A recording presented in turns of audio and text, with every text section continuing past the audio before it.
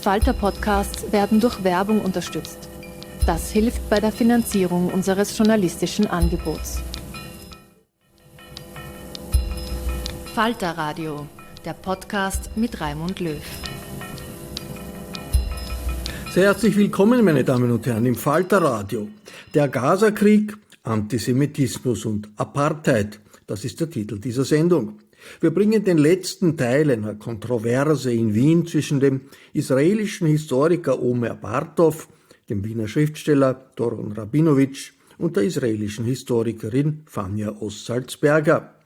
Omer Bartov hatte Aufsehen erregt, als er mit hunderten anderen Persönlichkeiten aus der akademischen Welt ein Ende der, wie er sagt, Apartheidspolitik Israels in den besetzten Gebieten gefordert hat.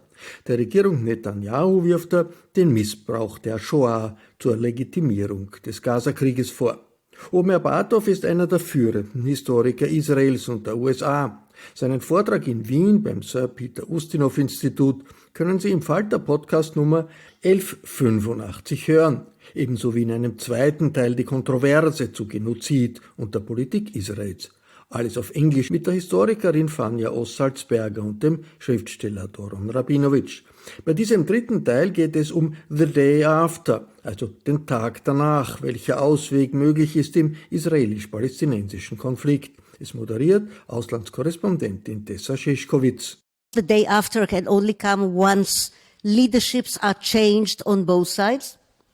That is, democratically in Israel, hopefully in early elections. I would have loved a speedy election like the French are having now, but we are much slower than that. But the whole, well, not with the same results perhaps, the whole idea of the growing street-level protest and the idea of surrounding the Knesset and entering the Knesset and demonstrating in front of politicians' homes and disturbing their breakfasts in cafes and what have you, it's becoming more and more aggressive within the law, within the limits, is to have an earlier elections with all available polls so far showing that the present day opposition will win with a comfortable margin, meaning the moderate right, the center, the moderate left, the Arab parties, one of which has already been a coalition partner with Bennett and Lapid and stands to become one once again, with a unified left, the two parties, Meretz and Labour, who did so badly in the previous elections, now under the new leadership, hopefully Meretz will join, of Yair Lapid. So we have a horizon for democratically removing this government. I would like to see an equivalent horizon on the Palestinian side, and of course on many things it is not equal, because Israel is a democracy. It also has to stand up to moral standards, you're absolutely right, of a democracy, and the conquest of the West Bank and the behavior in the West Bank has been utterly lamentable for as long as I can remember myself, and I've been at 17 demonstrating against the very first settlements in the West Bank, and we haven't succeeded, but it's become a huge danger to Israel. So yes, absolutely. There has to be some kind of change of leadership on the Palestinian side, and I'm still among those who believe that Hamas, we may not be able to destroy Hamas, but it has to be removed from the leadership of Gaza. There's no other way. And hopefully this would be done not by Israel's continuing of the war, military pressure, because we have exhausted this long ago and also lost our moral standing by a strategy which was horrendous.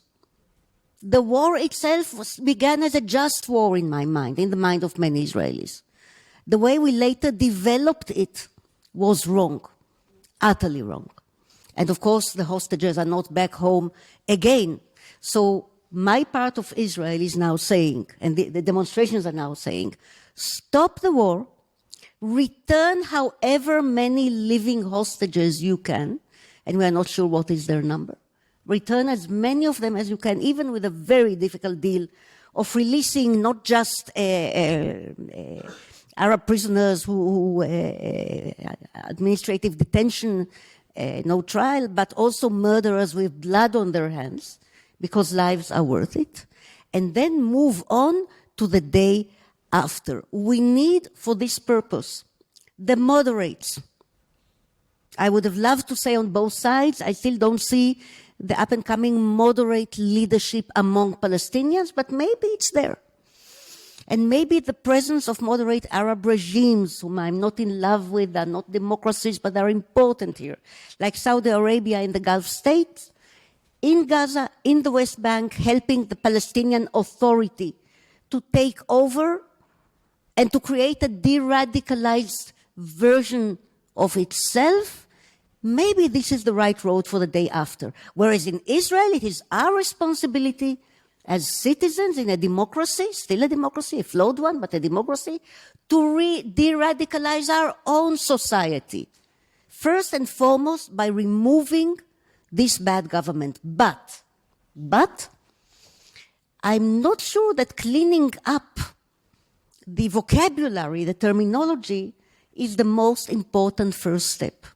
That is coming to the moderate Israelis and telling them, no, you should not do this. You should not talk about genocide. You should not talk about, on 7th of October, you should not talk about the Holocaust or about anti-Semitism. It's all legitimate critique of Israel. Don't you worry. They're not going to bite because it's not all a legitimate critique of Israel. Much of it is in Western countries, but not all of it. Some of it is purebred anti-Semitism. There's no question about it. But so Fania, I do not want to alienate the moderates. I want to embrace the moderates. And the first and most important thing is to empower the moderates, to create a piece of the moderates. There's no other way, including the significant chunk in Israeli society that wants precisely this. I think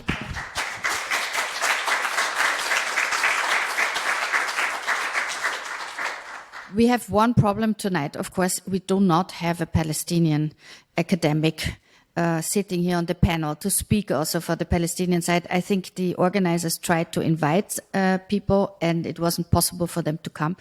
So I'm personally also very sorry for that. But for that reason, I think we should maybe not dwell too much on the Palestinian side now because we cannot really speak for them also. But because we have the luxury to have you here now on the panel, I think it would be worth, maybe Doron, you can address that. If you look at Israel in the last years and the radicalization of politics in Israel and also on the radicalization in the representation of Israeli politics in the government. So this is really something that we didn't think could happen 30 years ago, that you have such radical extremists in the government who do have very radical ideas represented now on a daily level in cabinet meetings. And I wonder how that changes your perspective also of Israel, where you were born, where you feel home and you feel a part of you belongs there. But it is a very problematic reality that you also face, because it's a government that you, of course, cannot agree with. But also in the future, the question is how, as Fania says, the moderates can come back into government and also the society can be de-radicalized in order to make such painful compromises, like, for example, giving some territory to Palestinians for a state. I think one can say context is everything, but one thing is there's nobody here on this stage in favor of the occupation, and everybody on this stage is, on this panel, is against the settlement policy. And what can be done in Austria is not to go into the streets against the Israeli government in thousands and hundreds of thousands, but the Jewish community, and I have to say proudly, the Jewish student organization in Austria leading this, had two demonstrations on Theodor Herzl Platz, taking part in the demonstrations against Judicial, the They call it reform. Yeah, coup d'etat. Right. This is the word. And I think that what we saw after the 7th of October has a lot to do with what happened before the 6th of October, because if you delegitimize the judicial system before, you have a problem when the International Court asks you, because you have to build normally on, I'm not a law professor, but I think you call it compatibility, right? Is it true? And if you diminish that, complementarity. That's it. Thank you. And if you diminish that, then you are in trouble. Okay, so this is only one side of it. There's only one side of it. But when you say, Omer, when you say we were doing exactly what you criticize, yeah, context is everything. When you don't bring it up, you don't leave us any chance but to point to the thing that you don't bring up. And so it is important to discuss what does it mean politically for the future, which buzzwords we use. If I say that Hamas committed a genocidal crime and there was a genocidal intent, then I'm attacking Islamist jihadi extremism. When I say that Israel is colonialism, apartheid, and genocide, I have a different alliance. I can tell you which alliance. It goes from the anti-Zionist, Jewish or non-Jewish left. We can say it because you have these demonstrations in the street. They begin with Israeli out, off, and so on, and they end up in the synagogue or before the synagogue. So I can tell you how what they are made of. They are made of anti-Zionist left, Islamists, Turkish fascists, and some neo-Nazis. So if you want to have a front with the moderates, then you should not take these buzzwords because they are nothing else but defamation. And I think there is a ray of hope. And the reason is, to say that in this bleak moment is always difficult for me. But there is something that we never would have thought about when we were youngsters. And that is that when Iran attacked Israel with hundreds of rockets, moderate Arabic states came to be part of the alliance. They are in favor of the existence of the state. They are not in favor of the existence of the occupation. But they're in favor of the existence of an Israeli nation state with the Arabic minority. And here I come to the next point, which was really a surprise and a positive surprise after the 7th of October. There are many people in the Palestinian, Israeli, Arabic minority who after the 7th of October felt more Israeli than ever, and who say that they would have something to lose if Israel were not to exist anymore. They don't want an Arab citizenship. They want this Israeli citizenship, but this does not mean that we are fond with it, because there are laws, also by the way in the last years enacted, that people like you protested against, like the nation law, and I applaud that. So there is a lot of things that could be better, but if we want to make it better and to have a stability, we should look to this moderates, and if there will be elections, as you said, it would be so great to have a change in the minds that the Arabic parties should be part of such a coalition. Yeah, that's a very good point. Thank you, Doron. Also, because we're really running out of time now, I also liked your point very much about the alliance internationally of moderate regimes in the Arab world, but also in the West. Omer, if we can loop this up, how the debate in America as the staunchest ally of Israel, a little bit under pressure now from public opinion, also not to be too friendly with the Netanyahu government, and what that means for sending weapons, for example, and which weapons, for what purpose to Israel in the future. Can you comment on that? Yeah, I want to just say a word about the day after. And I think when we talk about the day after, it's good for us to remember first the protests against the so-called judicial overhaul. On August 4th, 2023, some colleagues and I issued a statement called The Elephant in the Room, which was signed by about 2,500 distinguished scholars around the world. And what we pointed out was that while we, of course, supported the mass demonstrations against the so-called judicial overhaul,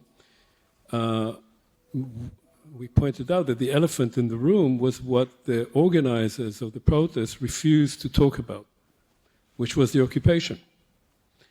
Now, on October 7th, that occupation blew up in everybody's face.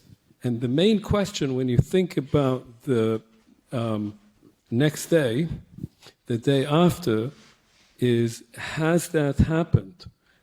Do many Israelis, maybe the majority of Israelis, understand now that the main issue, including with the judicial overhaul, was not simply their own privileges as Jewish citizens of the state, but that the main issue was about the occupation? I'm not convinced of that. I'm not convinced that even if Netanyahu, who will hold on to a seat as long as he can, and he does not care how many people will die on both sides, even if he's removed, and I still don't see the mechanism for him being removed. I don't know how it's going to happen. But let's say it happens.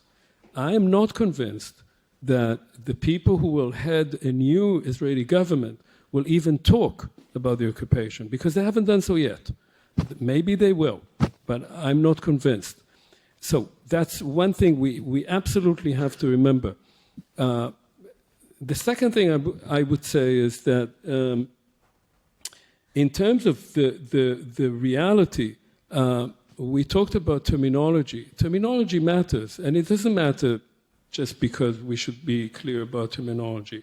If we want to understand what the occupation, that occupation is, what is happening, and that we wrote in that statement, what is happening on the West Bank right now is a regime of apartheid. It is not anything else. It is that you have two groups of people living under two totally separate laws. They have totally different rights, or rather one group has rights, has democratic rights, and the other doesn't. The people living in the settlements are quite wealthy, quite comfortable. The people living around them are dissected, are living in little islands, and their lives are miserable, and they can be hauled out of their homes at any moment. I was speaking with a group of German students, and one of them was a Palestinian studying in Germany. And he said to me, you know, one thing I don't understand is why, when I was a kid, and Israeli soldiers would break into our home at 4:30 in the morning, why they broke my toys. What was the point of breaking my toys when they did that?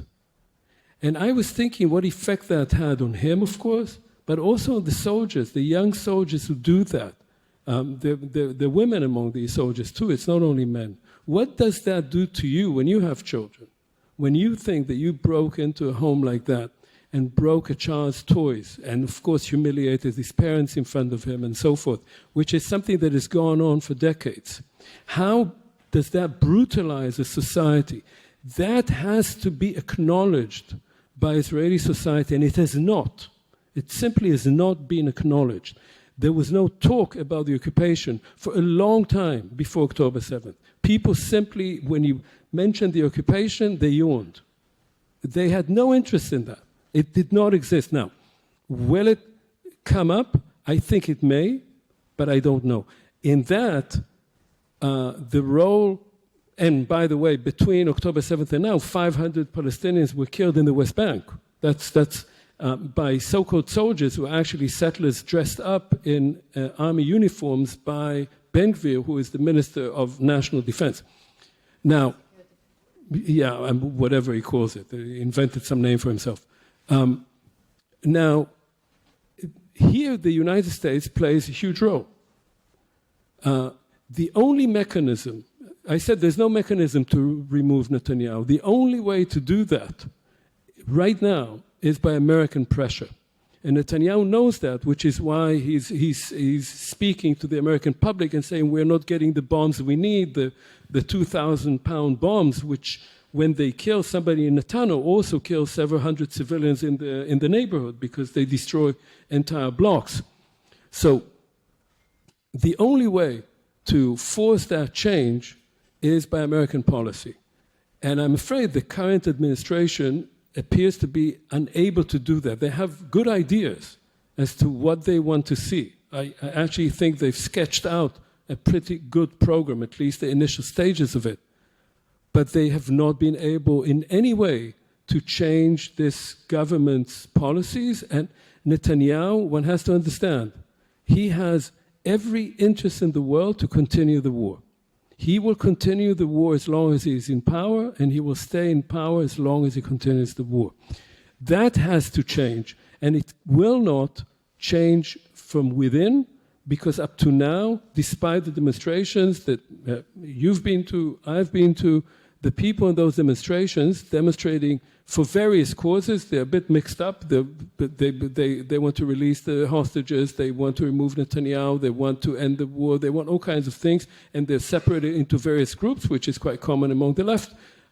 Those people will not remove him. They are aware of it, they're desperate, they are depressed. They know that it won't come from them. It has to come from the outside, and if there were pressure by other governments, not anti-Israeli. What Israel is doing right now is weakening Israel day by day. It's the most anti-Israeli policy that any government could do. That is the policy of Netanyahu. And so, for me, when I talk to people in the United States or in Europe, go put pressure on your governments to put pressure on Israel to change its policy so that this government will finally be gone. Eine Frage aus dem Publikum an Omer Bartov bezieht sich auf die Rolle des Iran und der pro-iranischen Hisbollah-Miliz im Libanon. Israel is facing, first of all, Hamas, and Hamas is an organization that has been described here as genocidal. It's an organization that wants to change everything in Palestine and make it into a fundamentalist state. Hamas is very similar to the extremists who are now members of the Israeli government. These groups want exactly the same thing. They want either, as I was saying in my lecture, either a fundamentalist Jewish state with no Arabs in it or fundamentalist Palestinian state with no Jews in it. They thrive on the fear of their populations. I do not believe that most, and there are polls about that most Palestinians support Hamas. Most polls show that they don't. And most Israelis don't support Ben-Gvir and Smotrich. But they have power.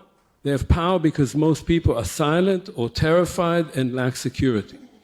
Second, on Hezbollah specifically, we are very close to a war between Israel and Hezbollah. That war would be devastating for Lebanon and devastating for Israel.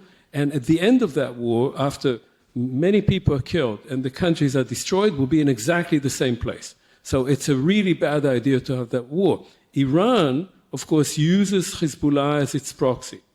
But Hezbollah has said, and I personally think this is the case, that if the war in Gaza stops, it does not have an interest in continuing that. Iran does, which is why the Arab states want to have a deal with Israel. they don't love Israel. They certainly don't love the occupation. What they want is a deal with Israel and the United States against Iran.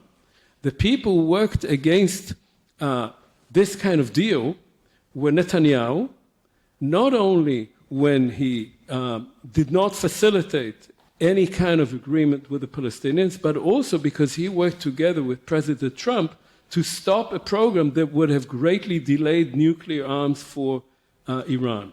So if you think about the future scenario, that future scenario would be that Israel would have some kind of ongoing negotiations with the Palestinians, which would facilitate an agreement between Israel, Saudi Arabia, the Gulf states, and the United States, which would isolate Iran. That is exactly what, in fact, the White House wants to do. I think it's viable, but not with the current Israeli government, and obviously also not with Hamas. So Hamas, the leadership, would have to go, would have to be exiled. They will probably come back through the back door, but that's another story. But they would have to go, and the Israeli government, the current government, has no interest in doing that, even though this is the best way to prevent what could be a completely apocalyptical flaming up of the whole region. Hannes Swoboda, der frühere sozialdemokratische Europaabgeordnete, spricht Grenzen und Möglichkeiten Deutschlands und Österreichs an. You know, when we from the European Parliament, from the European side, especially when we came from Austria or Germany, the response very often was, oh, you come from a country who committed Holocaust, so you can't be really objective and you shouldn't be too critical about Israel. So in some way, I would say the Holocaust argument was very much used to the outside. It's not so much inside Israel, but to the outside, especially when you came from Europe. This not only by Netanyahu, but also other Likud governments before. So my question specifically would be, what do you expect from countries like Germany or Austria to do in political sense, to what kind of position should they have now in this specific situation? Because the moderator, Tessa, asked already, you could approach perhaps the Austrian government. Well, I wouldn't advise you to do it, but tell us perhaps, what do you expect from us? Should we play a role? Should we be quiet? Should we be critical, too critical? Should we work more on the Palestinian side? Is there any role for us to play in the day after or towards the day after? Thank you, Hannes. And certainly Germany and Austria, in its way, are very important friends to the kind of Israel that I'm trying to protect and to renew. The kind of Israel that I want to keep living in. And for this, we need critical friends. We do not need the Geert Wilders of this world. We do not need embraces or bear hugs from the extremist European right, or the Argentinian, or the Brazilian, or what have you. We need critical friends, I elsewhere called it tough love, that would do their utmost to distinguish, the way I'm trying to distinguish, between the current Israeli government and a great part of Israeli civil society, to make life as difficult as possible for this government while enabling and empowering civil society, because these are the future leaders. And I'm still hoping, and this is, part of my general critique, that it's very easy to collapse all the Zionists together and say, okay, you are speaking Israeli propaganda, you have false consciousness and what have you. You are using words like Holocaust and anti-Semitism and throwing them around. No, we need to discern, as I suggested before, that there are very strong liberal forces in Israel that need help. We need a hand. We need a hand to get rid of this government. Democratically, nobody is talking, or very few lunatics are talking, to be accurate, about removing this government undemocratically. But we need all the help we can from our international friends to remove this government democratically. And you need to keep in mind, dear Austrians and French and Americans and Germans, that Israel has always pioneered certain developments in Western politics. And what is happening to us might happen to you in the not so distant future. Democracies may have regularly in the future to give each other a hand as much as possible using international pressure to remove unviable, untenable, impossible extremist governments.